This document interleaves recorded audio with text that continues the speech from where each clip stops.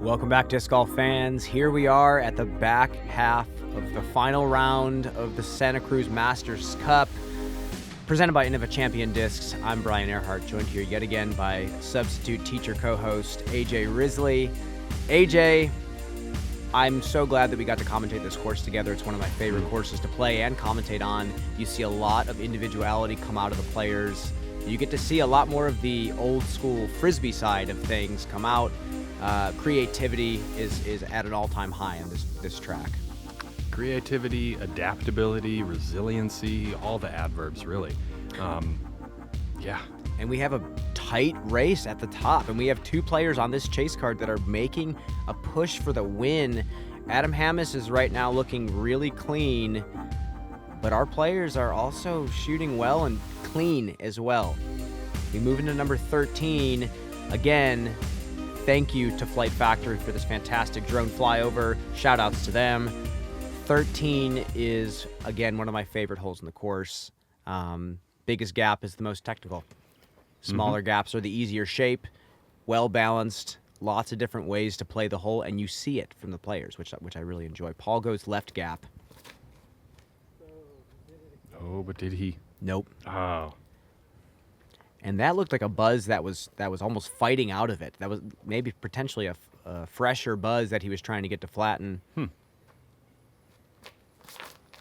Proctor going with that hyzer flip. Flippier disc. It beats the corner, and it stays in bounds. Wow. Yeah, that tree kick probably kept him in bounds. That was headed for the road. That's huge. That's very huge.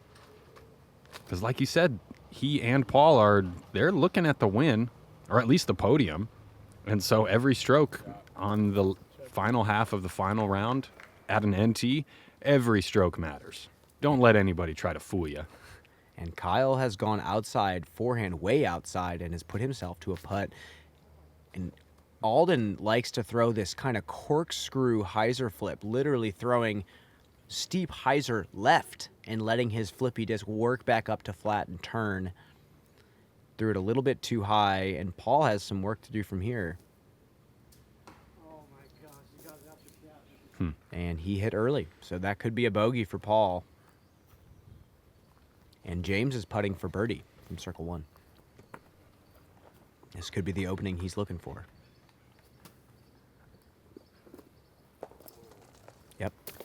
Yeah, it could be a chance for James to kind of beat the boss that is Paul McBeth on his card and move on to the next level and try to find the next boss, which is Kevin Jones. Kyle has stayed safe.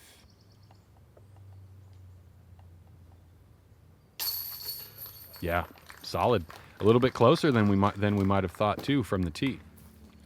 And again, James kind of throwing a similar shot to Alden, throwing kind of a steep hyzer that rode back to the right. Finding the biggest gap. Yeah, smart play. You know, and in those situations, a player like that only has one job, and it's to snap that disc on the right angle. And once it leaves their hand, it's just all trust in the equipment at that point. And that's some high-level trust right there. So a great birdie from James, keeping the pressure on. And now he's in solo third, 25 under. We move into an eagleable par 4. You're right. 411 feet here on hole 14. We're going to see a lot of plays along this left side where the drone is flying. At the very end of the hole, where there's a low ceiling and a pretty steep slope up to this plateau where the basket is placed. And he got around the corner. It's panning. And it looks like there it is. Got a decent amount of ground action. And he's putting away from the hill, so that's going to be great for him. Kyle going flex sidearm, a little inside. He's going to have some work left. Is this that same flip roller disc that he tried throwing on the roller ace hole? I mean, it definitely is flippy. He didn't put a lot on that, but we'll see where he's at. That's could be a tough shot to get up the hill with.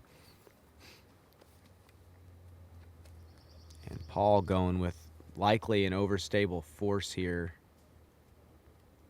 great flex sidearm thrower. Oh, yeah. Come on. Do you think that could be a Raptor? I don't think so. Okay. The Raptor would come out a little too early. You need distance. And, yeah, Kyle just kind of playing into the side of the hill, giving himself some sort of 15, 20-footer.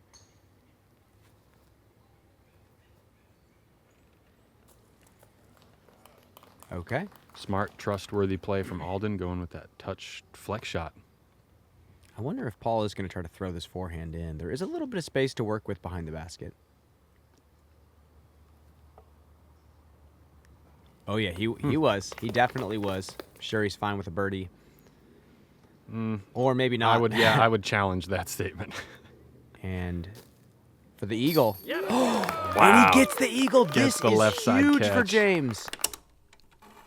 Gatekeeper, rewind, please. Uphill, 45-footer. Look how solid that hits the weak side. This is inspiring golf to watch right now. You know, and James not playing against these people every weekend. He doesn't get to. And still showing such poise. There you go. Good three. Yeah, I think that's one of the beautiful things of our game is that, like you said, a player like James he doesn't get the opportunity to play against the elite players in our sport week in and week out, but he still has some skill on this course, this specific location in our world, and that is a very big reason why he is still tied for third.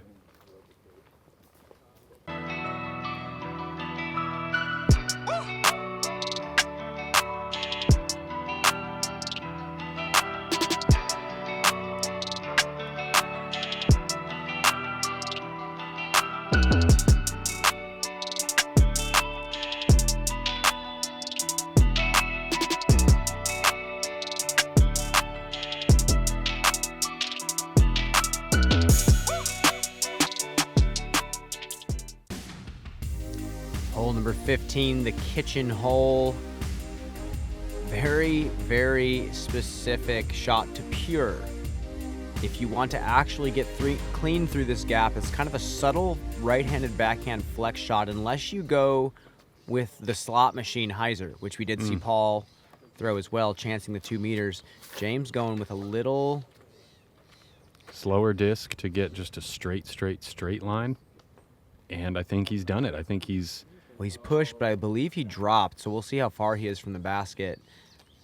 Like I said, to pure the hole, you have to go a little right, kind of like what Kyle's doing. But there is a lot of plinko you can play and still get up inside circle 1. Man, Kyle did not hit a tree until the very, very end. He maybe could have used one of those trees. Oh, yeah, baby. Nice flex line from Alden. Wow, look how overstable that disc is.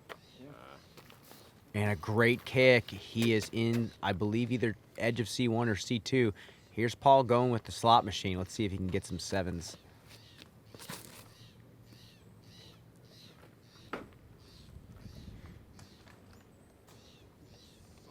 And decent. Let's actually jump back to James throwing this kind of down-tempoed putter shot, it looks like. My favorite thing about James is how compact everything is. Perfect neutral position, perfect extension. And that right there is why he is one of my favorite throwers. If you are trying to learn backhand timing, please watch this shot over and over and over again. So simple, and that's something to build your form off of. Sit down. Alden just cannot catch a break today. Man. It's happened to it's happened to all of us that have played out here a few times. True. And it just makes it that much more brutal when your average miss is like 3 inches low. Yeah. That's tough. Especially once he gets past hole 18. If that keeps happening, then it's going to be like, okay, when will this stop? Usually it ends at hole 18. I'm used to it ending at hole 18. And Alden's just going to have to take another bogey after Kyle hits a fantastic putt for a birdie. Oh, James finally kind of trying to guide that a little bit too much. yeah, that was a bad putt that could have stayed in. I think he was hoping, he was really hoping for a split second that he was going to get that good fortune, but we know that putt was not the same putt that we saw in the last 2 holes or 3. I-5, hole 16, par 4 this year. Longer basket. The players do have to duck under this low ceiling, find a skip, and then there's even lower ceilings. Luckily, though, for the players, there's super hard-packed dirt, so they can find a skip shot. But who knows what we're going to see here. We might see some big hyzers over the top. We might see a layup or two. Definitely going to see some skips. And Kyle knows that that's going to go too far. But Good kick. he's in the Sexton zone. Again, we saw him in round 1 get a birdie from there, so there is a chance. And this is where we can finally see James open up with some power. Just so much speed, and it's flipping as it's riding left. Man. Lots of power, but he keeps it low and keeps it under the canopy and pushing forward to find a skip. Paul's trying to do the same thing. Too straight. It's flipping. No. Wow, that actually got to a solid spot. He'll be Yeah. able to at least throw a right side skip shot backhand. Alden's just got to keep it together at this point. A couple of misfires mixed with some really rough, unfortunate results. Let's see if he can get himself a birdie here. Yeah, that's just fine. That's a flick down the left side.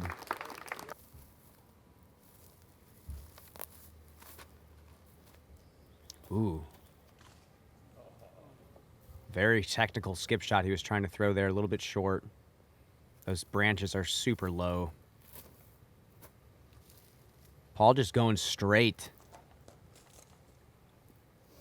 Straight putter. Fantastic shot. That is such a low ceiling, tight line to throw. And if you hit early, you have another really tough shot.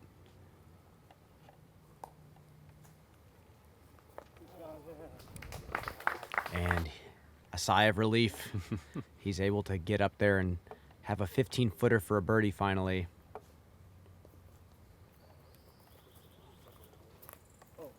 James capitalizes on that great drive with another great approach.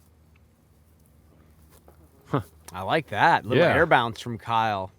Showing off the skill set there. That is not an easy shot to throw. Alden back with some green on the board. That's what a par 4 will do for you. When those par 3s are really just beating you up and the rollaways are taking their toll, it's always nice to find a par 4 and throw 2 solid shots and just make a putt for your birdie.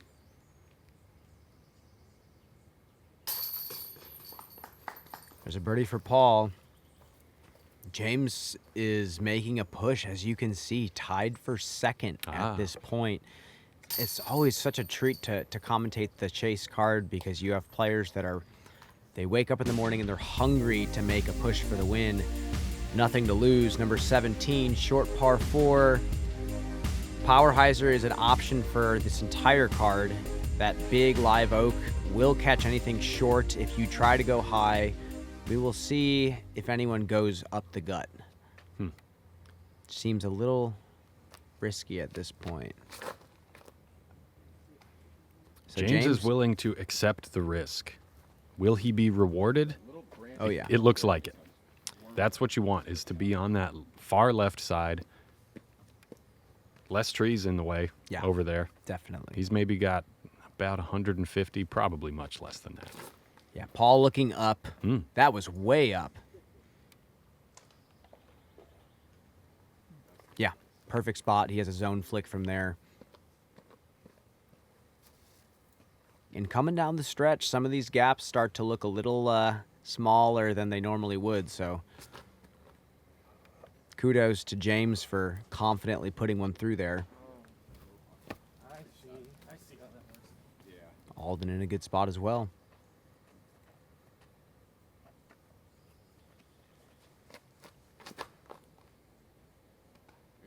Kyle playing the low hyzer flip as well. Gets a skip. Wow, way up there. Let's see what Paul has here. This is actually tighter than we thought. He was just too far right to throw a zone. And another great low ceiling putter shot. Yeah, I think he does a good job of getting his legs into the equation on shots like that. And he kind of uses his footwork to push him through the gap, or at least to the gap. And then his arms just kind of, they just sling the energy into the disc, and the rest is history. Alden gets himself to a decent spot with a forehand roller, still a little bit long. Here's Kyle's drive. Still haven't gotten to James. He's putting.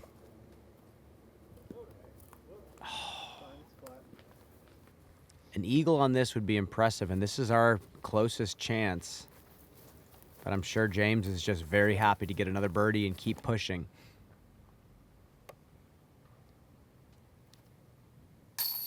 Right, because now the two bosses that he has to face are behind him. Yeah, So now James gets to set the pace. exactly.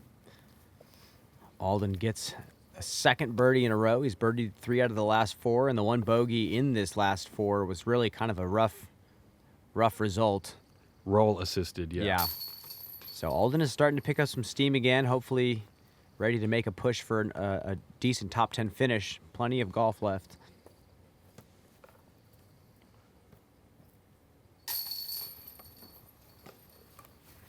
Kyle gets a birdie as well. That is going to be a star birdie for our card on this short but very challenging par 4. Very challenging. If I need to get up and down in a pressure situation, I'm grabbing the AVR X3 every time. When you can connect the visualization of the shot that you're trying to throw with the feel of the disc in your hand, that's really when magic happens. I can trust throwing the disc as hard as I want or as soft as I want to do exactly what it's supposed to do. Like the AVR is the best putter of all time, the AVR X3 just might be the best approach disc of all time.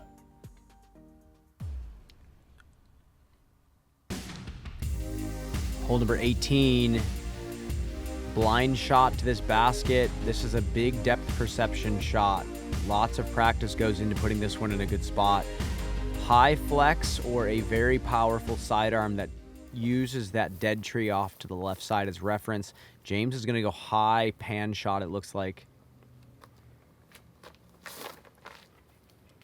Yeah, he's just going to try to have this flatten and just fall straight down. Almost backspin in a way, having it fade backwards. It's so high and so nose up. And I think he might have pushed to an okay spot, but I'm not quite sure. Maybe. It looked pretty far left. Oh, And this looks kind of far right. Unless it just drops straight down. what? Oh no, and it might not have dropped at all. It might have stuck in the tree. A 2-meter coming down the stretch of this event is just exactly the opposite of what you want. But again, he made the mistake. You know he didn't throw it the way he wanted. Yeah, I think these players are going for all 4 of the lines that they chose to play up and over the tree that Paul stuck in. Exactly. So, right, he's throwing a shot to eliminate as much risk as possible, but he just didn't quite execute. Oh, my Kyle gosh. again. Jeez. James taking a 3. Just going a little bit too far left. Oh man. Bogey for Paul McBeth. He had an opportunity to easily get, the last stretch of this course, and that bogey is going to set him back.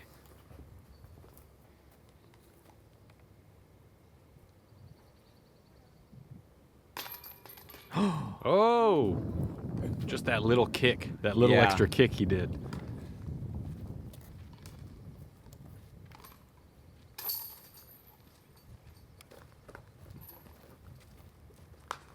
Yep, hole 18, tricky hole. Tricky 320-foot shot. Moving over to hole 19, 435 feet. Kind of comes back along I-5, and those couple logs that we just flew over, those are the real difference maker on this hole now. Can the player either get over in the air or skip over? If they can, they'll have a putt. And James, as long as that flattens, it's going to be great. And he skips off the log. That's 20 feet from the basket. Oh my goodness. And he skipped off part of the log that is blind from the tee too. So he might not even know that he's up there. Yeah. See if Alden can throw a big shot here. Also gets it Oh, high. it looks good. This looks real good. Oh, just Wow. over the basket, and oh boy. And rolling away into the street. What did he do? He must have been real mean to somebody last week, I mean, he just threw it really far. I suppose. You see, these players are throwing anhyzers because they're trying to land it softly over these logs. This hole is requiring them to land a 435 shot on a dime, which I absolutely love. Especially when it's on a green that is kind of falling down, falling away from the tee pad and not Exactly. really a backstop. Super difficult. And no dice for Paul McBeth. Kyle in a kind of a rough spot. He'll probably just be trying to lay up for a 3 here. Yeah.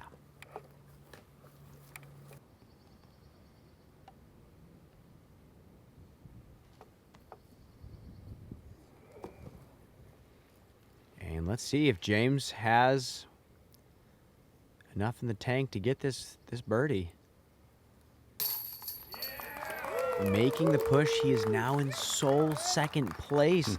Pulling away from Paul McBeth, he's already up 5. They were just tied as of recent. And now James is starting to make his case for the lead. Yeah. If he's solo second, he's also pulled past Kevin Jones.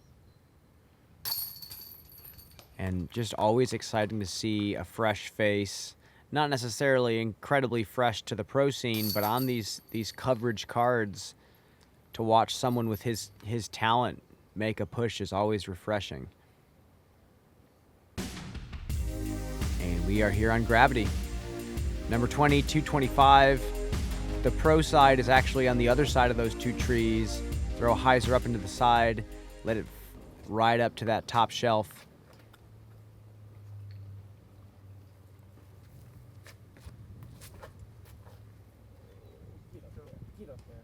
Oh no. Oh, man. That is honestly, it's a huge mistake on this hole. Yeah, he really played into the gravity part of gravity on this hole. And there's the pro side, as long as it gets a good skip. Yeah. It's the easiest way to play the hole. If you challenge the shelves, you risk hitting them and rolling down the hill. Mm-hmm. But if you like aces, like James Conrad does, Yeah, he said he aced it in practice as well. Paul McBeth also likes aces. Whoa, look out, Isaac. now this is the point in the round where I'm guessing James is going to start looking at U-Disc. And he's going to start looking at what he needs to do. He can start paying attention to what other players are doing. Because at this point, 2nd place and 5th place are the same in his eyes. You know, when you're in Sure. his spot, 1st place is what matters. So he's just checking to see what he needs to do, and looks like that putt is just not what he needed. Paul's going to get his birdie. Especially with the tendency to roll away on a green like this. And that's why I think you see some of these like shorter layups at DeLaveaga, because it's just one mishap away that you can't even control from winning or losing the tournament. Love getting outside and challenging yourself to become better? How about spending time with family and friends, or just marveling at the pure joy of flight? Then you've come to the right place at the right time. Join the PDGA. Hole 21, 276 feet. Uphill a bit on the front half of the hole. Hard turn to the right and then slight downhill. Anaconda route and then steepest cliff on the course. I love that I get to call this one each time because it really is the steepest cliff behind that basket. Very tricky shot for these players to throw. There's not really a straightforward, like, here's the line. It's No. Yeah, I remember that. I did talk to one of the spotters yesterday, and he had mentioned that a few discs actually rolled away and never came back. Nice shot, Kyle. And Kyle's never thrown to a, be seen again. yeah, and a great shot from Kyle. I like that a little bit more. Yeah, usually when they roll off a cliff, they're not going to roll back up the cliff. And a Luna from Paul. Interesting play.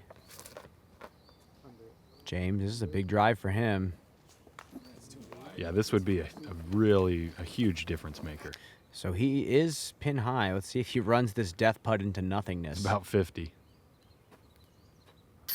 Oh, no. Just right, and I hope that he has stuck on the green. Man. So close. Man, he was so close. He gave it such a great chance, too. And Alden as well. See, this is the point of that round where he's just like, okay, I think I'm done. I think I'm ready to be done. And there's Paul. Wow. That's the birdie he needs. He's now in solo fourth. Still making a push for the podium. As much as that might not matter to him, he's still keeping his energy. Kyle, another miss off the top. He's had a few of those today. Throwing the disc really well. You bring up a good point about McBeth, though, because this is a national tour event, so we still have a point series going for the whole season. So Hole number 22, Chicken Foot, as it is affectionately known by the locals. Just a really cool shot now that this big tree's fallen and the root system is exposed, creating even more coverage in the fairway, so it's much more specific. It's a push hyzer that flips up as it rides left. It's almost like a force sawed-off shot. And Paul has thrown a hyzer flip that has perfectly gotten down this fairway. That is awesome. That is a very cool shot to watch. Chicken Foot is probably my third favorite Sammy Hagar supergroup. And Alden has fallen in the middle of the fairway.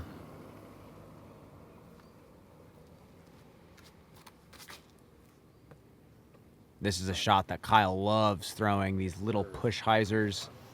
Just slams that stump, but still going to be in circle two. And here's that old driver. I believe it's a Casey T-Bird that he's throwing. A little higher than we've seen from most. Oh, but that's the secret. Wow. Oh, wow. He knows it. AJ. He knows it. He loves it. And I wonder if he knows that he's got 3 holes left, including this one, and that he was sole second for a minute, and now he's tied for second. Oh, what kind of reaction? Kyle Klein just putts it so hard sometimes. He gets reactions like that where it hits off the band and then off a tree. It's almost like it catches speed.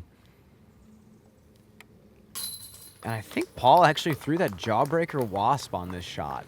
Just a really cool line. Gets the birdie. He's 3 in a row.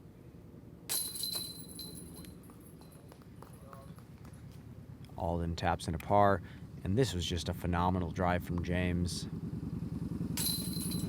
It's been such a treat to watch his skill set kind of unfold in all of its entirety. This course allows you to do that. Yeah.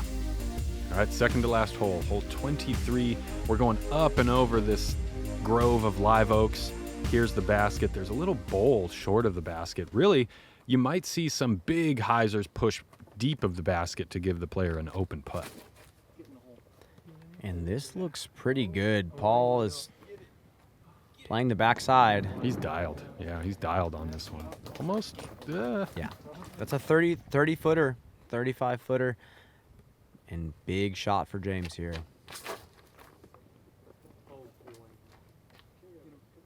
Does it have enough? Oh, No, way. no. Wow. Oh, my gosh. Just smacked that tree with that clockwise spin. That hurts to watch. Dang. We'll see how far he actually is. You best believe he's going to be running it at this point. If he's got to look at the basket, I mean, I don't know. That's gonna be tough for James. Let's see if Kyle can just ace. You got to love aces, AJ. Oh man. Similar result, but his did stick. Man. Nope. Unless That's a big letdown, and that drive was just heat sinking the basket. Do you think it got that reaction? Like, could it have been because James was trying to run the ace, that he hit the tree like that rather than ending up here where Paul was? Of course. And the angle and how hard he threw it and everything. It was just perfect storm to have that roll away and put him in a spot where he couldn't even run the birdie. So he has one last hole to make a push for the win, or at least put pressure on Adam to not screw up. I believe that is at this point who is in first place going into this last stretch. Based off of what we saw at the beginning of this video, I believe it too. Yeah. So James, I haven't been looking. rough at break, view but at the disc. same time on DeLaveaga, every player out here probably has a few rough break stories. Just so happens that this one happened with one hole remaining. For sure, they all do. And then they come back the next year and they place just a little bit higher. Here we go. The most deceptive hole on tour, 366 feet downhill. There's not really anything in the way either, except maybe a slight crosswind that kind of shifts. I had not seen a single bullseye on this hole all weekend. So bizarre. Fingers crossed here. Come on, Kyle. This looks like it could be the one that we're looking for. Nope. Almost. Oh no. Oh no, sit down. He doesn't need that right now. No. Circle two. Yeah. But that's what I'm saying. Like I it's such a sucker hole. It's a fast green too. I think that plays into it. And Paul's throwing a big spike forehand. This looks a little bit right, but puts him short in the circle. Yeah, maybe we'll send the tournament director like a message. Hey, CTP on hole 24 for the weekend next year. Okay. James needs to just spike this one close. He does. Wow. Spike. You said it. Yeah, that was the difference between Paul's shot, James's shot, and Kyle's shot. Yeah. Paul and James looked like they had a bit more spike than Kyle. And Alden going low sidearm. This actually is wide enough to get the skip that Work backwards. Yeah, I like this play. Oh, there you go.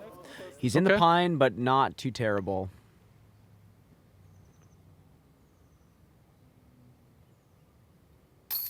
Yes, Wow. Kyle. What a finish. 27 under par. Rewind that.